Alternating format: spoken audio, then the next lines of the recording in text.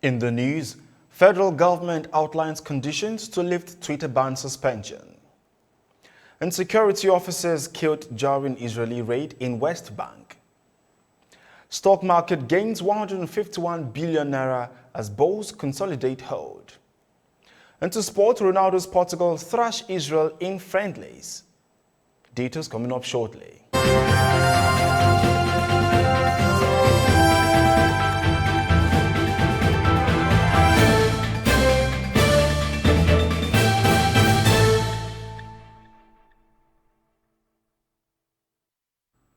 It's good to have you join us on TOS Television, your digital first Pan-African news network. I am Merciful Ajinomo, and you're watching TOS News 360.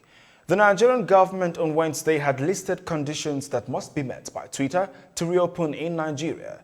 It said the firm must be registered with the Corporate Affairs Commission, CAC. It should obtain the license to operate in the country from the National Broadcasting Commission, NBC, and it must pay taxes to the Nigerian government. In addition, it must disallow its platform to be used by people trying to destabilize the country. As part of activities to bridge the gap between the people and the government, Borno State Governor Babagana Umaru Zulum continued his tour to places mostly ravaged by Boko Haram attacks. Zulum inaugurated a government technical college and a primary health care center in Bangalala village of Chibok local government area Tuesday.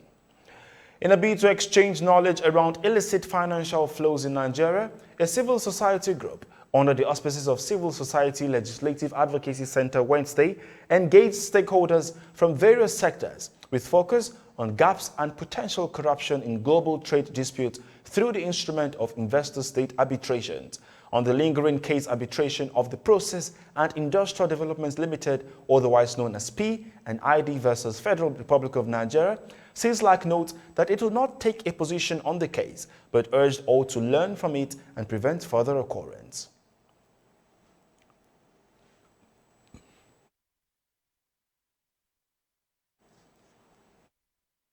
We would like to commend that full adherence to Procurement Act will help prevent occurrence of the contract which led to this arbitration award in the first place. We would like to also call on federal government to inaugurate Public Procurement Council as stipulated in the Public Procurement Act 2007.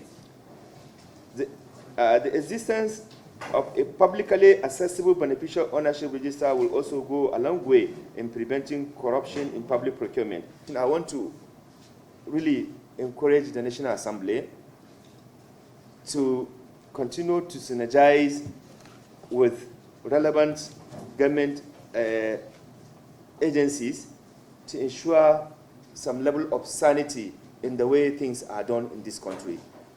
Because without National Assembly, this kind of secrecy, this kind of conspiracy, this kind of fraud will continue to happen.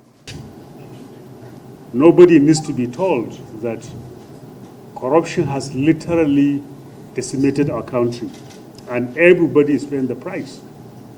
Therefore, fighting corruption is not a choice, it's a necessity.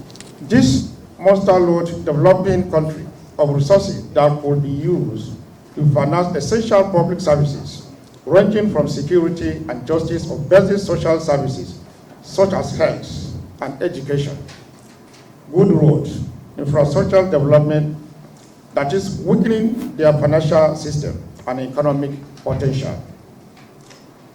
It is also represents a net loss for the country and company loss, revenue, investment, market, and legitimacy.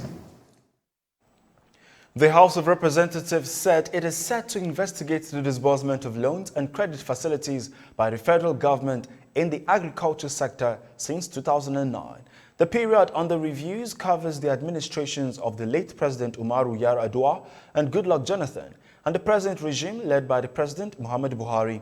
This development coming on the of a unanimous adoption of a motion moved by Chike Okafor at the plenary on Wednesday titled "Need to Investigate Disbursement of All Agricultural Loans Credit Facilities to Farmers from 2009 to date to Enhance National Food Security." Niger, Togo, Benin and Burkina Faso have indicated interest to buy the unutilized power produced in Nigeria. The chairman of the executive board of the West African Power Pool, Sule Abdulaziz, made this known on Wednesday. The acting managing director of the Transmission Company of Nigeria, Sule Abdulaziz, said the four countries were collaborating to make the power purchase from Nigeria through the North Core power transmission line currently being built.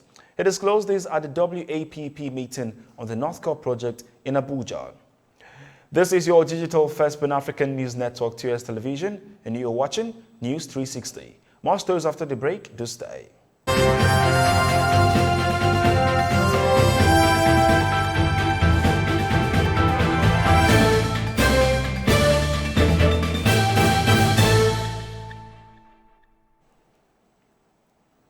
Thank you for staying. 12 people have been reportedly killed in a crash that involves a military plane on Thursday near Myanmar's second biggest city of Mandalay, the city's fire service said in a post on social media.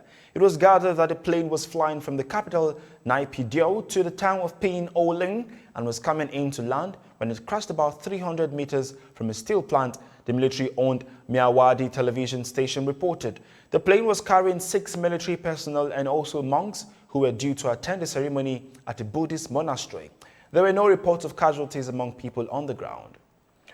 Not less than 2 Palestinian intelligence officers have been killed by Israeli special forces during a raid in the occupied West Bank. The Israeli forces that were reportedly undercover entered Jenin overnight to arrest 2 Palestinians suspected of recent attacks. The Palestinian officers were shot dead after they witnessed the raid and reportedly opened fire at the Israelis. And talking business, the stock market made positive growth of 150.8 billion naira Wednesday as the bulls consolidated their hold on the market. The bulls took control of the market Tuesday after a negative trading on the first day of the week. The positive trend continued Wednesday as 25 stocks grew in prices compared with 6 that fell. As a result, the Nigerian Exchange Limited All-Share Index rose 0.7% to close at 39,170.95. Just as market capitalization rose 150.8 billion naira to close higher at 20.4 trillion naira. Emeka Ibe has been elected as chairman of the Actors Guild of Nigeria Lagos chapter. Ibe won the seat as he defeats the incumbent chair, Moji Oyetayo, with 95 to 31 votes in the election conducted recently in Surulere, Lagos. And talking sport, Manchester United's Bruno Fernandes and Juventus' Cristiano Ronaldo both scored as Portugal completed the preparations for Euro 2020 with a 4-0 friendly thrash over Israel. Manchester United star Bruno Fernandes backed twice as Ronaldo and João Cancelo added for a comfortable win in Lisbon. And that is TOS News 360 on your digital first Pan-African news network. For more updates, visit www.tostvnetwork.com. Do follow and like TOS Television Network on Facebook, Twitter, and Instagram. And remember to subscribe on YouTube. Do stay with us and enjoy more programs on TOS Television Network. I am Merciful Ajinamo. Thank you for watching.